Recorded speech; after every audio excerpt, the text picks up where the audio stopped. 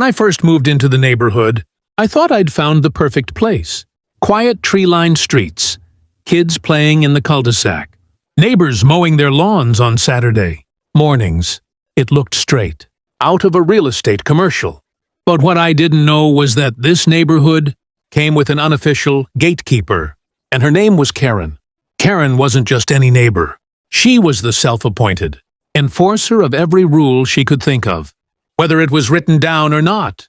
She walked around with a clipboard, muttering about property values and HOA violations.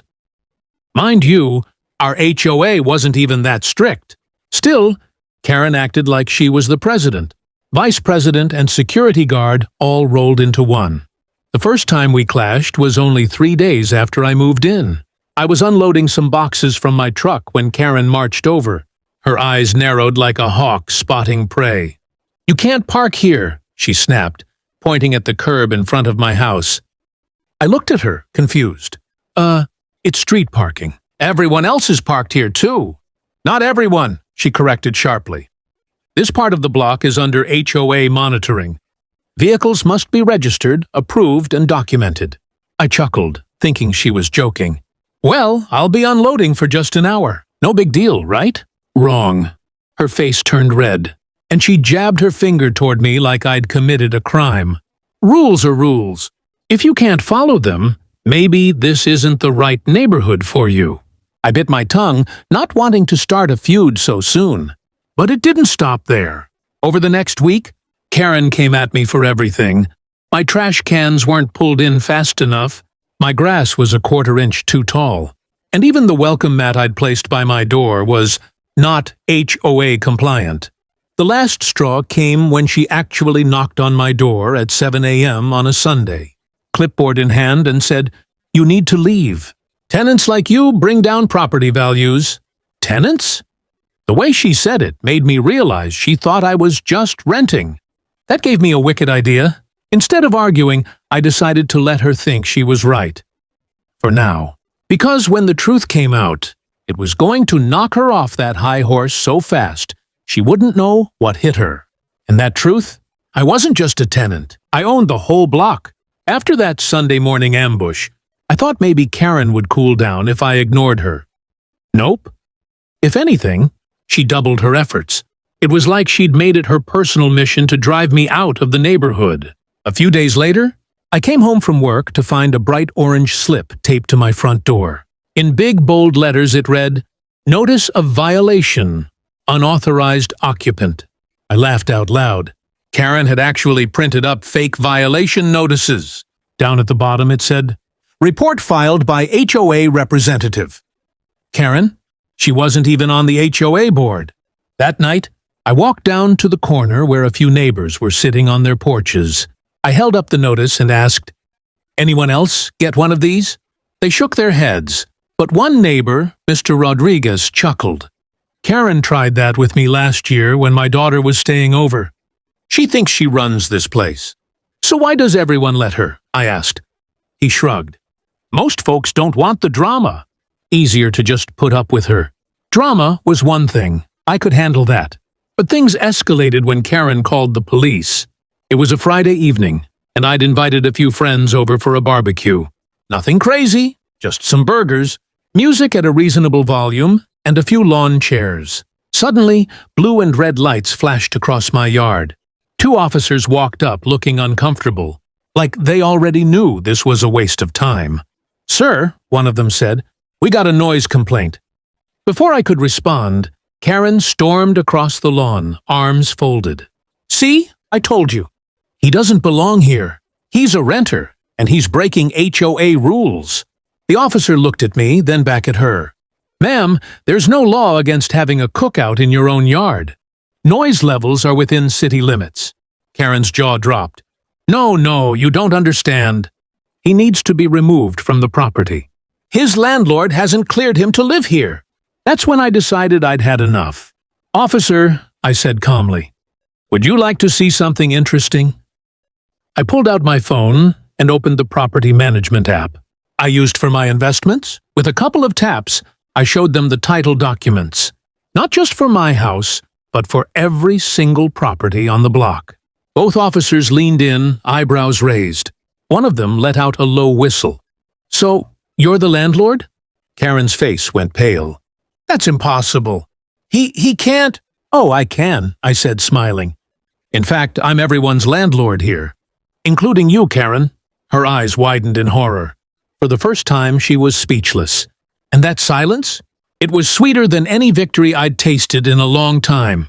Word spread through the neighborhood faster than wildfire after that barbecue incident. By Monday morning, it seemed like everyone knew that I wasn't just another tenant. I was the guy who owned the entire block. And Karen? She couldn't stand it. She cornered me as I was getting the mail. Her clipboard clutched tight like it was a weapon. "Listen," she hissed. "You can't just flaunt ownership like this.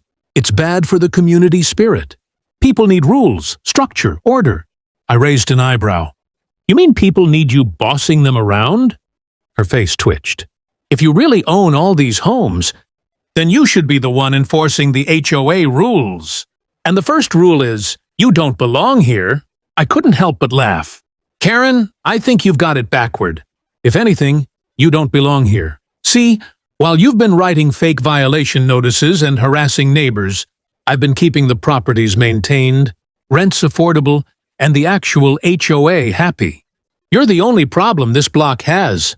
That hit her like a slap. She turned red, opened her mouth to fire back. But then Mr. Rodriguez came walking up with his dog. "Morning, landlord," he said cheerfully, loud enough for Karen to hear. She froze. Her eyes darted between me and Mr. Rodriguez. Then, from across the street, another neighbor waved. "Thanks for fixing the leak in my unit last week." And just like that, Karen realized she was outnumbered. People liked me. They respected me. They saw me as someone who took care of the community. Meanwhile, she was the one everyone rolled their eyes at. Still, Karen wasn't ready to give up. That evening, I heard her knocking on doors up and down the block, whispering urgently to anyone who would listen. "We need to organize against him," she muttered. "He's going to turn this place into a rental ghetto. Property values will plummet. We'll all be doomed." But instead of rallying her army, she just made herself look even more paranoid. Neighbors came to me shaking their heads, telling me about her desperate speeches. Finally, one brave neighbor, Mrs. Jensen, recorded Karen's rant on her phone and posted it in the community group chat. The comments section lit up.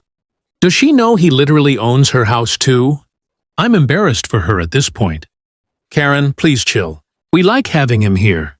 By the end of the week, Karen had gone from self-proclaimed HOA queen to the neighborhood laughingstock.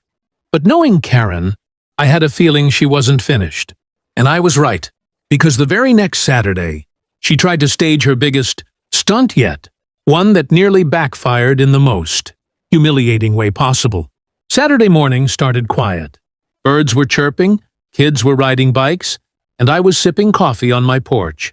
That's when I saw Karen marching down the street in full battle mode, clipboard in one hand, megaphone in the other.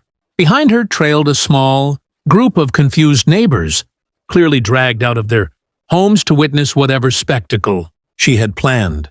She stopped right in front of my lawn, raised the megaphone, and declared, "Attention, residents! Today, we reclaim our neighborhood from tyranny." I almost spit out my coffee. Tyranny? Was she serious? Karen continued, her voice echoing down the block. "This man is an outsider, a greedy landlord who threatens our property values, our peace, and our freedom. We demand that he vacate immediately."